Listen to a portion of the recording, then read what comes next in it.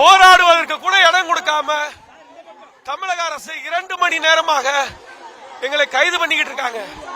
எங்க மாநில தலைமை அலுவலகத்தில் எங்களுக்கு போராட உரிமை இருக்கு. அங்க நேத்து பூரா கைது பண்ணி அரெஸ்ட் பண்ணி எல்லா பேர்த்தையும் சித்திரவதை பண்ணி நைட்டு 8 மணிக்கு விட்டாங்க. இன்னைக்கு எங்களுக்கு டிபிஏ வளாகம் மூடப்பட்டனால எங்களுடைய மாவட்ட தலைநகருக்கு வந்திருக்கோம்.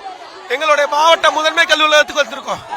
எங்களுடைய அலுவலகத்தில் குண்டர்களை விட்டு ரவுடிகளை விட்டோம் காவல்துறையினரை விட்டு கடுமையா எங்களை தாக்கி பெண் ஆசிரியர்கள் பலர் மயக்கமடையும் போது எங்களை கைது பண்ணிக்கிட்டு இருக்காங்க. இது எந்த விதத்துல ஜனநாயக நாடுன்னு எங்களுக்கு தெரியல. பேசுறது சமூக நீதி பேசுறாங்க, செய்யறதெல்லாம் சமூக அநீதி. இது அநீதி. தயவு செய்து எங்களுடைய பெற்றோர்களும் அரசியல் கட்சிகளும் எங்களுக்காக குரல் கொடுங்க. எங்களை அடக்குமுறை செஞ்சு அடிச்சு கைது பண்றாங்க. ஆசிரியர்கள் மீது வன்முறையை உச்சபட்ச வன்முறையை தூண்டுறாங்க.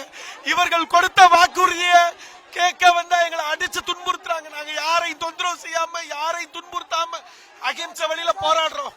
எங்களுக்கு சித்திரவதை செஞ்சுக்கிட்டு இருக்காங்க. எங்களுக்கு நீங்க தான் துணை நிக்கணும். பொதுமக்கள் எங்களுக்காக நீங்க இறங்கி போராடணும். அரசு ஊழியர்களும் எங்களுக்காக இறங்கி போராடணும். எங்களுடைய தோழமை இயக்கங்களும் எங்களுக்காக இறங்கி போராடணும் கேட்டுக்கிறோம். எத்தனை நாள் அடைச்சு கொண்டா கூட நாங்க இந்த போராட்டத்தை பின்வாங்க மாட்டோம். இன்றைக்கு இரவுலையும் எங்களுடைய போராட்டம் தொடரும். எங்களை கொண்டு குவிச்சால் கூட இந்த போராட்டத்தை நாங்க விட மாட்டோம்.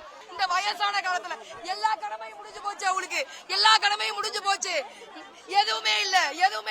இவங்களுக்கு நாங்க என்ன சொல்லி உங்களை அனுப்ப போறோம்? நாங்க இவங்க ஏன் வயசுக்கு நான் போராடுறேன். சரி, இந்த வயதுல ஏன் இந்த அம்மா வந்து போராடணும் சொல்லுங்க. எல்லா கடமையும் முடிஞ்சாச்சு. என் பிள்ளைக்கு காலேஜ் ஃபீஸ் என்னால கட்ட முடியல. எங்களுக்கு கௌரவமான ஊதியம் கொடுத்தா நாங்க ஏன் இப்படி வந்து போராட போறோம்? இலவச பேருந்தே வேணாம் எங்களுக்கு. எங்களுக்கான உரிமைக்குரிய ஊதியத்தை கொடுத்தா நாங்க கௌரவமா பணம் கொடுத்து நாங்க போவோம். அதைத்தான் நாங்க கேட்கிறோம். அற வழியில கேட்கிறோம். ஊதிய உயர்வை நாங்க கேட்கல. மத்திய அரசுக்கு இணையான ஊதியம் கேட்கல. எங்களுக்குரிய ஊதியத்தை கேட்கிறோம். ஒரே பள்ளியில ஒரு 2 ஆசிரியர்கள் ஒரு நாள் முன்னாடி சேர்ந்ததுக்காக அவங்களுக்கு ஒரு கிரேடு பே, நாங்க பின்னாடி சேர்ந்ததுக்காக எங்களுக்கு ஒரு கிரேடு பே. வேலையெல்லாம் ஒரே பணி ஒரே கருத்து, ஊதியம் மட்டும் வெவ்வேறா. இது எந்த விதத்தில் நியாயம்?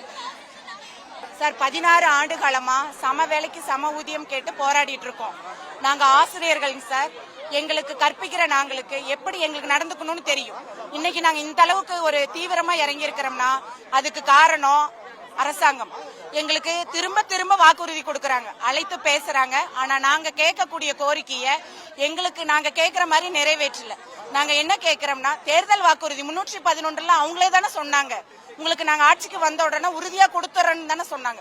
சொன்னதை தானே சார் நாங்க இப்ப கேட்கிறோம். சொல்லாதது எதையும் நாங்க கேட்கலையே. அதனால எங்களுக்கு தேர்தல் வாக்குறுதி 311 கண்டிப்பா நிறைவேற்றி கொடுக்கணுங்க சார். அதாவது மாணவர்களை உருவாக்கக்கூடிய நாங்கள் நல்ல மன நிறைவுடன் இருக்கணுங்க சார்.